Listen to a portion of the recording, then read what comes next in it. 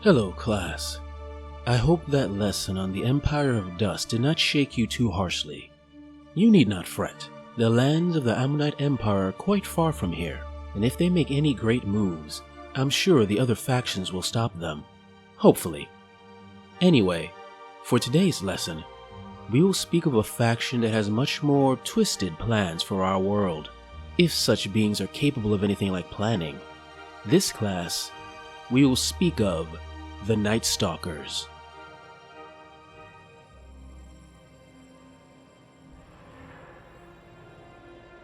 As large as you think our world may be, it is simply one of many. Our universe is full of other planes, dimensions, and worlds in numbers beyond mortal comprehension. Although it is extremely difficult to explore them now, it is said that many powerful mages once traveled between the worlds with relative ease. Even the Celestians themselves were extraplanar visitors, traveling to our world millennia ago in search of new sights and experiences. However, travel in between worlds is not without its dangers, for in the space in between these bubbles of reality, these places of safety, is a realm mortals aren't meant to understand. And existing within this realm are entities who may have existed before this universe even had the concept of time. Entities with minds that are a mixture of animal instinct, malevolent intelligence, and other aspects that could permanently alter the souls of those who spend too long in their presence. The fate of many during a terrible event that happened at the start of the God War. In the time of light, the Elven Council of Heaven, based in the city of Lurelith, was a secretive organization of intellectuals who devoted their time to the study of higher consciousness and the nature of divinity. Their studies at the time were simply theoretical, intellectual exercises to pass the time and make insightful, if a bit verbose, theories about reality. That all changed when the Celestian Oscan made himself known to the Council, promising them insights into the deeper mysteries of the universe. At first, he teased them with trips to nearby dimensions and planes of existence, astrally projecting them all far from their bodies so that their spirits could see sights impossible in our own world. Eventually, Oscan began to slowly hint at great changes soon to come that would change their world forever. Perhaps changes that would allow these elves to physically travel between the worlds and walk in the footsteps of the gods themselves. In their final fateful trip, Oscan invited the council deeper into the paths, to places perhaps no mortal should ever wish to go. The council followed willingly, trusting Oscan to be their guide, and blinded by the potential knowledge such sights would afford them. And as they stepped fully out of any known reality, and into the shadow realms in between, the Sonulian mirror shattered, and the God War began. With the shattering of the mirror, Oscan split into his wicked and shining halves, and the backwash of cosmic energy shattered the minds, bodies, and spirits of the Conclave. The spirits acted as a conduit for this surge of power, and much of it was shunted into their bodies in the mortal world. These bodies formed the epicenter of an explosion that utterly destroyed the city. As for the city's residents, their souls were torn from the mortal plane and scattered across countless dimensions. Feeding on the shattering of all these minds, Oscan, the most powerful of the Wicked Ones, was born. Oscan soon returned to our world, leaving the shattered remnants of his sacrifices behind in the spaces between realities, most likely thinking he would never have to worry about them again as he began his plans to conquer Panathor. However, his conquest did not go as planned. When Damavor, at the culmination of the God War, used Oscan's axe to rip a tear in reality and create the Abyss, he couldn't have known that such actions would have unleashed another great evil into our world. This act, at the time necessary to imprison the Wicked Ones, weakened the walls between realities, and since its creation, the veil between realities has continued to thin. And beyond those walls are the Night Stalkers, entities that represent every nightmare, fear, and terror ever conjured by mortal minds, and worse. Most of these Night Stalkers were once mortal, the remnants of all of those souls who were sucked into the realms in between. Now they've become something else. Entities that feed on powerful mortal emotions like fear, hatred, and pride, and take on many monstrous forms. some as remnants of their lost mortality, shattered humanoid beings that were mere fragments of the beings they had once been. Others are essentially monsters that you could in no way possibly imagine as once being mortal. Specters are the hollow remnants of the once living residents of the shattered city. They often haunt where the dead are interred, some of them even capable of possessing ethereal spirits and taking their forms, for not even the undead are safe from these monstrosities. They appear as wraiths wreathed in cloaks of shadow and freezing wind, and gather in vicious packs. Although cowardly by nature, that doesn't stop them from targeting vulnerable prey when they become available. However, not all shattered remnants are weak.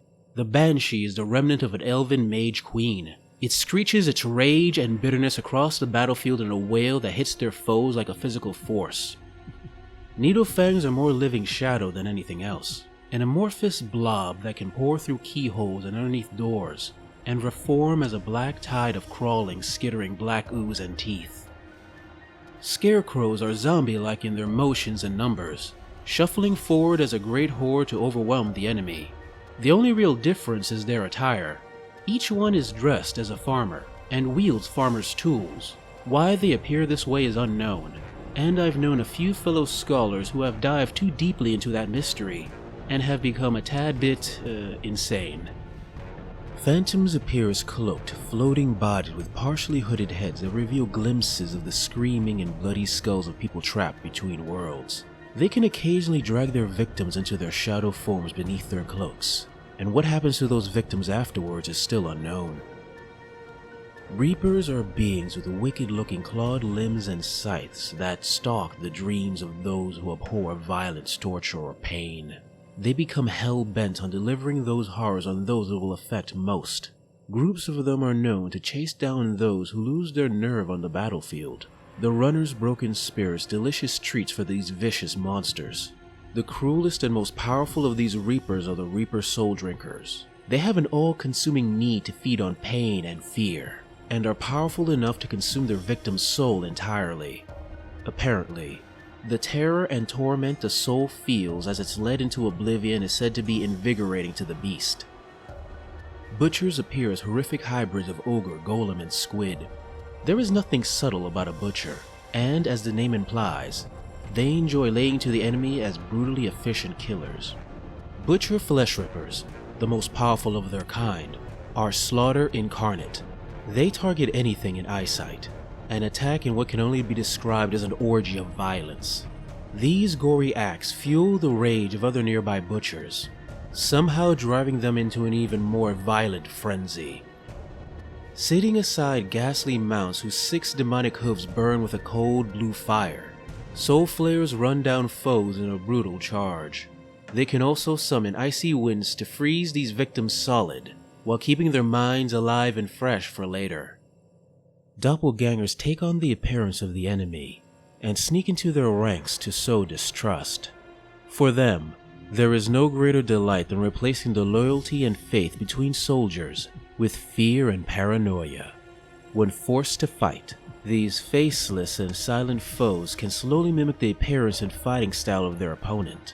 If the opponent takes too long fighting them, they may find they are soon facing a foe they can no longer defeat, themselves. Horrors were once dwarven stone priests that were on a diplomatic and academic exchange with many of the mage colleges in the city. When their souls were sucked into the realms beyond, they became warped and twisted. Their broken bodies now channel the bitter winds of the Shadow Realms with the same skill they once used to mold stone. Sometimes groups of them are drawn together, howling their foul incantations in unison, and drawing more of the Shadow Realm into the mortal world. Shadow Hounds are huge, black, twin-headed canines with gnashing jaws and fur matted in vile ectoplasm. Those unlucky enough to be their prey are devoured, their souls becoming screaming skulls that now forever leer from the Shadow Hound's hides. Mind Screeches are bizarre entities that appear as multi-mile floating squids. Their screech can pierce mortal minds the same way a blade can cut through flesh, and its victims stumble to the ground with their hands pressed against their now bleeding ears. Not even the beasts of the oceans were safe, as sea life was also dragged to realms beyond. Krakens, Already powerful beasts were twisted into a mass of blubber, slime, and indiscriminate parts. These terrors, as they are called, are now anathema to the oceans they once called home, and I hear the Trident realm of Neritica make a point to hunt these creatures whenever they are found. Shadow Hulks are the fused spirits and bodies of several giant cyclopses and other perhaps large humanoid beasts and monsters. Covered in weeping sores, extra mouths, and wicked spines, these titans use their hands of fused lumps of bone to destroy anything in their way. Not all entities that make up a Night Stalker army were formerly mortals. Some are strange alien beings from other planes, universes, or even beyond time and space, following behind the other Night Stalkers to gain access to our world. Many have theorized that these creatures serve ancient beings that were once gods on our world long before recorded history, before their worshippers were perhaps wiped out by the races we know today. If that's true, something in our blood must still remember these entities, for the sight of them causes a primal fear in mortals that is still not understood.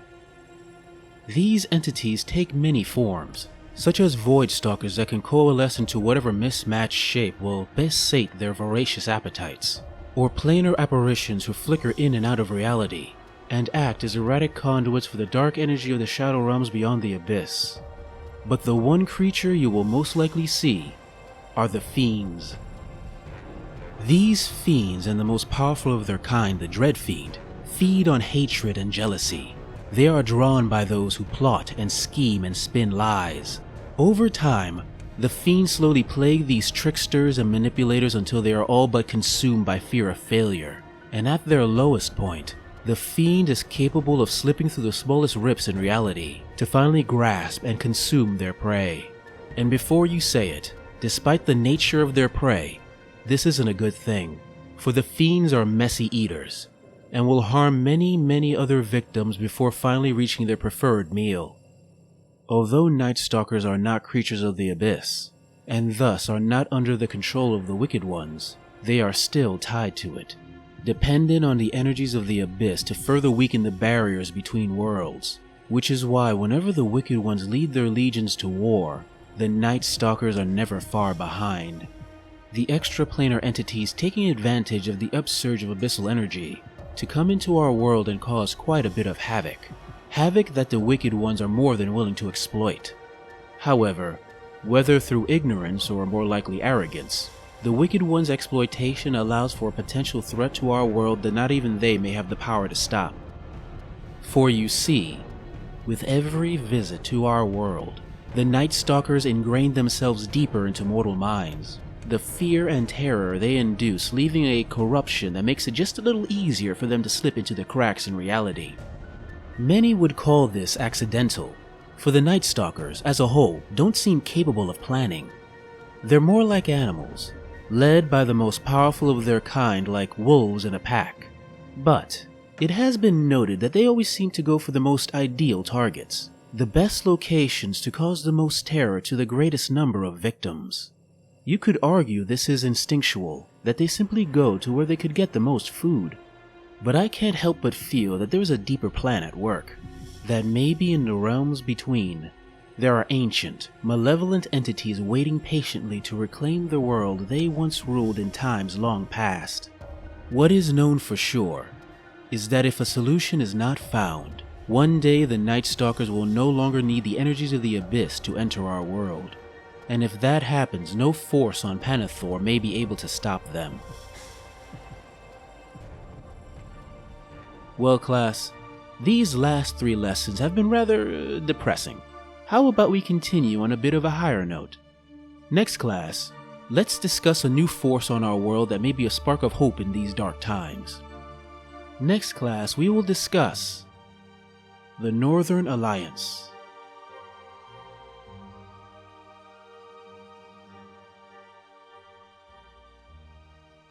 Hey guys, I hope you enjoyed this video on the Night Stalkers in the Kings of War universe. If you like it, please like, subscribe, comment, press that little bell so you never when I post, so that more people can enjoy my videos if they're inclined to.